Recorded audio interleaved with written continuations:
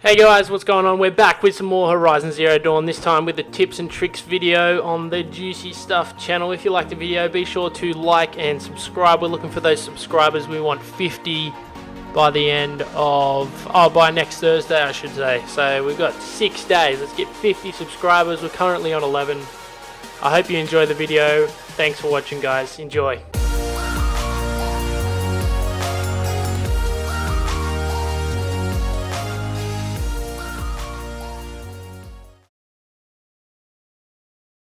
Okay, so today I'm bringing you a hunting tips and tricks video. If you haven't already, be sure to subscribe. And today we're hunting everything from wildlife to machines, large and small. We'll start off here at this merchant, and south of him is the wildlife area.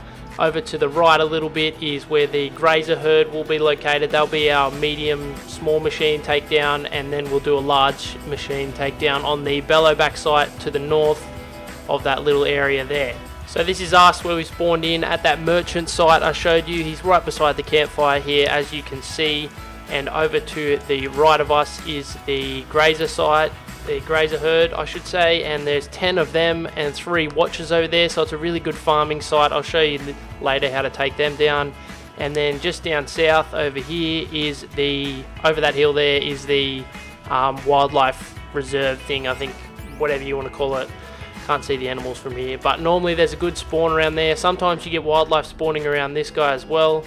Now we'll just go into the weapons that I have. I use the rope caster normally on the larger machines, but sometimes I don't even use it at all. The main weapon is the sharp shot bow with the tear arrows, because it blows the armor and components off of the machines, making them easier to take down. So basically, for the wildlife, you take them down to get their drops, which normally their rare drops are skins, I'm pretty sure, and their uncommon drops are bones, and you use them for crafting items like to increase your carrying capacity, which is a big deal because you can't carry a lot without increasing that. So I recommend you do that as often and quickly as possible. So you can see here we've got turkeys, we've got some rabbits down further as well. And basically it's just a nice little spot to pick up some wildlife kills and, like I said, pick up their drops and use them for crafting at the merchant, which is just nearby as well. So you can take out anything here from foxes to the boars, turkeys, raccoons I've seen as well. You don't really see any rats or geese around. They're sort of rare. I haven't really seen them around a lot. But yeah, this is the wildlife site, and it's good for beginners because everything's sort of central to that merchant and the campfire save site. So next up is our Grazer Herd, located near the merchant, just down, it's a little bit south east, I believe it is. And this is it. As you can see, there's a shit ton of grazers here, so it's really good for getting metal shards, grazer lenses. They all have 4 blazes, what are they called? Those little canisters on their back. They have 4 each per grazer, and there's also 3 watchers here. So what you want to do is, if you're going to go stealth, you want to take out the watchers first, which I'll show you in a little bit. I'll do a stealth run. This one I sort of attempted to set up some traps in the areas I know that they try to escape through, but it was a bit of a fail because one actually stumbled onto a trap before I'd set everything up. But as you can see, it sort of worked out because they all ran in the exact same direction, so I had all 10 of them sitting in this little area, which let me use the sling bombs, which I didn't actually talk about before. I recommend getting the sling mainly for just this. It's really good for area of effect damage, and these guys are really susceptible to fire. So you can sort of do this and hit them while they're all sort of calm and standing around together. Try not to shoot the rock in front of you and burn yourself, but it's sort of less effective as they start running away. So don't really do what I'm doing here. Just wait until they sort of run and then calm down again. You can keep hitting them. That's why sort of stealth is an option, because realistically you want to sneak up and just take them all out pretty easy. I reckon anyway, it's funner that way. But here again they've regrouped. This is the same group, and they've grouped up nicely for me, so I'm going to set up some traps just in case they do escape and I can take them out. The traps are explosive too. I don't know if I mentioned that before. You do want explosive traps because it's just all damage, like just hard damage, no real elemental sort of abilities. It just blows them up, and grazers are rather weak in comparison to some machines you'll come across. But having said that, the explosive wire, I should say, is really effective against all machines. Here you can see I'm lobbing the fire bombs on them when they're grouped up, and it's just super effective. I've killed like 3 with that first one, and then they're still burning.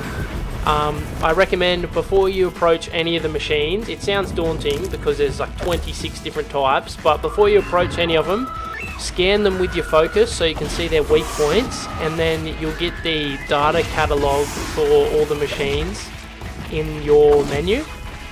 Have a look at that, and it will tell you their weaknesses, like what elements they're susceptible to, etc, etc. So these guys are susceptible to fire. I found that out on my own, but you can see that in the catalog, it'll tell you. And later you'll see that fire bellowbacks are really susceptible to freeze damage. And it's just something that varies from machine to machine. Eventually you'll learn all their weak spots and all the elements they're susceptible to, more so than others. And some just aren't susceptible to elements, so you have to take them out with the tear arrows and just weaken them that way, and then do damage to them when all the armor is removed from them. So I thought I'd go back through it and just show you guys what a stealth run looks like. First I start off by taking out all 3 of the watches just really quickly. You can whistle them over to the bushes like I have here, and you take them all out pretty quickly. I set up my traps, and then after I've set up the traps in all the spots that I think they're necessary, I take out a couple of Grazers with silent strikes where I can, as you can see here. And then you've got a minimal amount left. They run down into your traps. Here they actually get confused and turn back on me, and unfortunately for some reason I have my fire arrows out instead of my fire bombs, which I eventually scrounge out. And here I get an area of effect on 3, I think it was, or 4. And that's basically all there is to taking down small sized machines in herds, and have to chase them around for 10 minutes, and then you can just pick off the stragglers with your precision arrows. Okay, so now the real fun starts. Large machines are sort of daunting when you first look at them. We're just up here at the Bellowback site, north of the merchant that we were at before, that I sort of based the whole hunting thing around. So here I'm trying to get a Bellowback heart so I can buy this cool piece of armor that I want. And we're just going to head over. I've got a quick save site there. And the best part about this is the ruins that are around this actual site. And you can see I'm just creeping up on them now. And so it breaks line of sight, as well as having this bush in there, so you can get multiple silent strikes on the Bellowbacks before they even realize that you're there. So we're just north of the Bellowback site now, in the ruins to the north of it.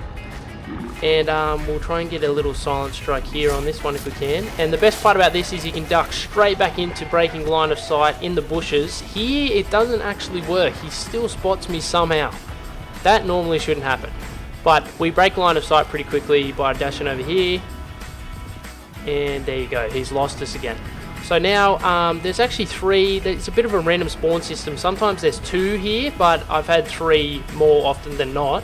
And that might be a bit like, you might want to stand off a little bit because, like, oh, 3 Bellowbacks, like, oh, they're big and dangerous. But really, with this silent strike system to start off with, and you can see I'm getting nice chunks of damage down, almost a third of their health.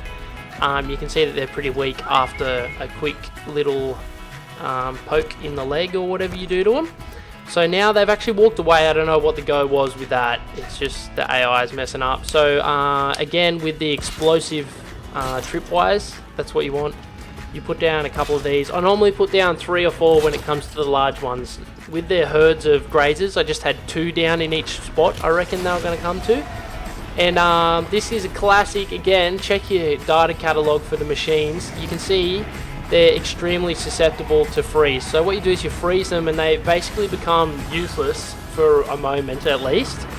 And then you can hit them with the tear arrows and rip all of their armor off and all that good stuff. And now I have my hard point arrows out, I believe, and I'm just dealing damage to him. Look, he's dropped already. So now from a 3v1 to 1v2, and it's sort of turned in my favor. I've got the freeze down on another one. This is sort of where the slingshot comes more into play.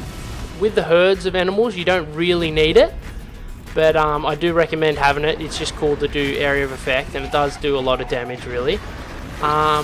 So here he's rushed me, and he hasn't got much life left, so I'll just hit him with the melee attacks. But again, get the freeze bomb off on the last one, I used to actually rope cast and pin them down and take them down that way, but that's because I didn't know they were so susceptible to freeze damage. So I just recommend walk up, focus on them, and learn their weak spots. Then go to your data catalog and learn their elemental weakness if they have any. If they don't, again, you're just going to have to tear arrow until they have no armor left, and then hit them with some damage from precision or hard arrows. Hard point arrows, I should say. As you can see there, I finished him off by hitting him in the gullet where the fuel is, and that blows it up. So again, that varies from enemy to enemy if they have weaknesses like that. So that's about it, guys. That's how you take down large machines, small machines, and wildlife. If you enjoyed the video, then be sure to subscribe. This has been Kane here with the juicy stuff, tips and tricks on hunting in Horizon Zero Dawn. Thank you for watching, and peace.